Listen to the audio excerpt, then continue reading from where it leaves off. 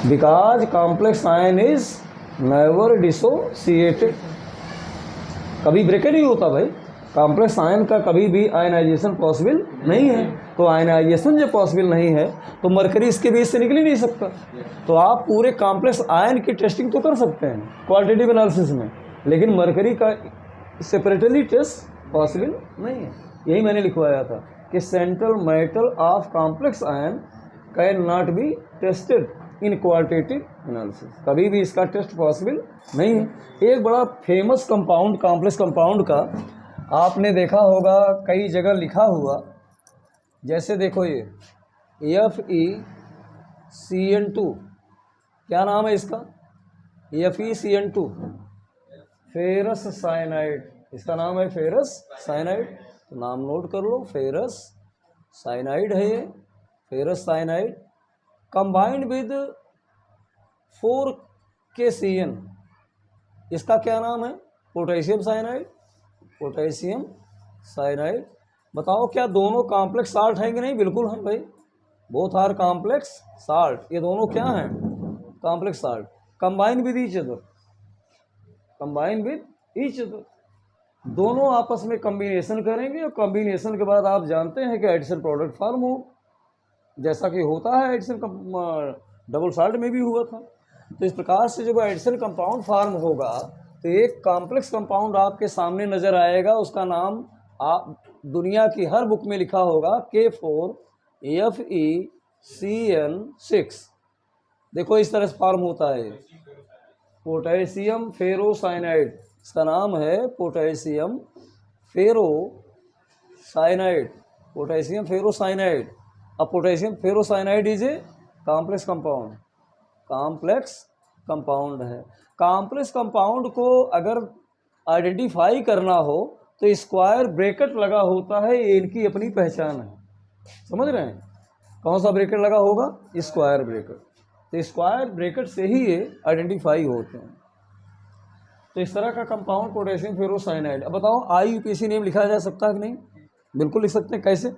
इसका IUPAC name लिखने के लिए क्या करोगे? इस कॉम्प्लेक्स कंपाउंड को आयनाइज करोगे। कैसे आयनाइज होगा बताओ? एक बार तो यही पूछ लिया था, एक बार यही पूछ लिया था कि how many ions produce by ionization of black. कहाँ है ब्लैक? कहाँ है? रेडे तो हाँ। देखो इसको आयनाइज करो, ये ब्रेक होगा किसमें? 4K प्लस में, प्लस FeCN6 4 माइनस में। किसमें ब्रेक होगा बताओ? This will be complex ion, यही आपका क्या होगा? कॉम्प्लेक्स आयन होगा।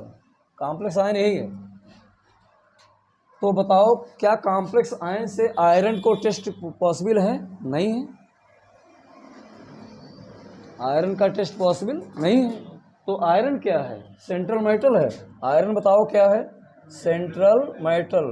कॉम्प्लेक्स कंपाउंड में एक तो सेंट्रल मेटल होता है, दूसरा क्या होता है? लिगेंड होता है। दिस विल बी लिगेंड, ये क्या है? लिगेंड है। और ये क्या है? कोऑर्डिनेशन नंबर है। इसको क्या बोलते हैं? Coordination number. Coordination number, coordination number क्या है? Coordination number is the number of ligands attached with central metal. जो सेंट्रल मेटल से जितने लिगेंड आपके एसोसिएट होंगे they are called as coordination number, यही से कोऑर्डिनेशन नंबर इसको। तो इस प्रकार से कोऑर्डिनेशन नंबर तो ऑलरेडी क्लियर है, 6 है इसका, है ना? अब कॉम्प्लेक्स आयन जो आपका बना, तो बताओ टोटल नंबर ऑफ मॉलिक्यूल्स कितने हैं इसमें? 4 ये 1 ये, कुछ नहीं लिखा, क्या माना जाएगा? 1, 4 एंड 1 कितना हुआ? 5। तो आप बता दोगे 5 आयंस। इसका यूज जानते कहाँ होगा? सॉल्यूशन वाले चैप्टर में।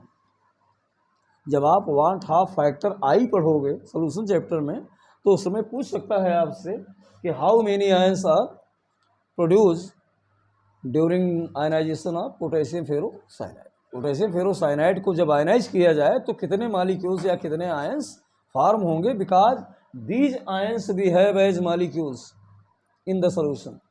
ये जो आयंस हैं किसकी तरह बिहेव करते हैं? मॉलिक्यूल की तरह, मॉलिक्यूल की तरह सॉल्यूशन के अंदर। तो कुल मिला करके अब ये बताओ कि इसका जब नाम IUPAC लिखना हो तो पहले किसका नाम लिखोगे? अरे पहले तो आप पॉजिटिव आयन बाहर वाले को देखो। एक चीज़ और जान लो, ये आपका होगा आउटर स्फीयर, आउटर स्फीयर, और ये क्या होगा इनर स्फीयर। तो पहले आउटर स्फीयर का नाम लिखा जाता है, इसका मतलब पहले पॉजिटिव आयन का नाम हमेशा लिखा जाएगा। तो इसका नाम क्या लिखोगे आईयूपीएसी में? पोटेशियम। सीधा लिख दो पोटेशियम, पोटेशियम लिख दिया। उसके बाद हेक्सासायनो, अरे 6 को क्या बोलोगे? हेक्सा। और CN कार्ड है साइनो इन आईयूपीएसी नॉमेनक्लेचर, इसका नाम हो जाएगा हेक्सासायनो, हेक्सासायनो। अब इसके बाद आपका कॉम्प्लेक्स आयन है कैसा? एनायनिक के कैटायनिक क्या है? एनायनिक है। एनायनिक है तो इसका मतलब 8 वर्ड जुड़ेगा तो फेरेट हो जाएगा, हेक्सासायनो फेरेट, 8 वर्ड जोड़ो। इसके बाद सेकंड कहाँ से आया? कोऑर्डिनेशन नंबर किसका? सेंट्रल मेटल का। समझ रहे हैं ना? ऑक्सीडेशन नंबर सबसे लास्ट में लिखोगे। जब आईयूपीएसी नेम लिखा जाएगा तो आईयूपीएसी में सबसे लास्ट में क्या लिखोगे? Potassium hexacyano ferrate second. अब इसमें सेकंड कैसे आया? कई लोग भ्रमित अगर हों तो भ्रमित नहीं होना चाहिए। आप ये FeCN6 लिख कर के ऊपर लिख दो 4-। अब आप इसका ऑक्सीडेशन नंबर फाइंड आउट करना है। X एज्यूम कर लो, CN पे हो जाएगा -6 और इक्वल टू हो जाएगा -4, X इक्वल टू हो जाएगा 6 - 4 इक्वल टू कितना? 2। इस तरह से यही 2 आपको ये ऑक्सीडेशन नंबर के रूप में लिखा जाता है। ठीक, तो भैया एक क्वेश्चन तो यही आएगा कि write IUPAC name of the following complex compound. 4 complex compound दे देगा, कहेगा राइट आईयूपीएसी नेम। क्या? हाँ चलो लिखो। क्या मार्कर? ये तो इसको तो भैया निकालो पहले। कहाँ? चलो इसके बाद नहीं अभी पहले समझने दीजिए, पहले बाकायदा समझ लें, क्योंकि अभी तो हमने एनायनिक कॉम्प्लेक्स बताया है, कैटायनिक कॉम्प्लेक्स का तो कोई एग्जांपल ही नहीं दिया है। ये बताओ दिया है क्या? कहाँ दिए हैं? अभी तो जो कॉम्प्लेक्स आयन प्रोड्यूस हो रहा है उस पर निगेटिवली चार्ज है, जिसमें हम लोग 8 वर्ड का यूज कर रहे हैं लास्ट में, सेंट्रल मैटर में ऐड कर रहे हैं। लेकिन ऐसा भी कॉम्प्लेक्स कंपाउंड होता है जो कौन सा कॉम्प्लेक्स आयन प्रोवाइड करेगा? कैटायनिक। एक और एग्जांपल देखो, अनदर एग्जांपल, मिटाएं इसको, अनदर एग्जांपल देखो, जैसे AgCl combine with ammoniacal solution. Ammoniacal solution किसको बोला जाता है? अमोनिकल सॉल्यूशन बोलते हो आप अमोनियम हाइड्रोक्साइड को, अमोनिकल सॉल्यूशन।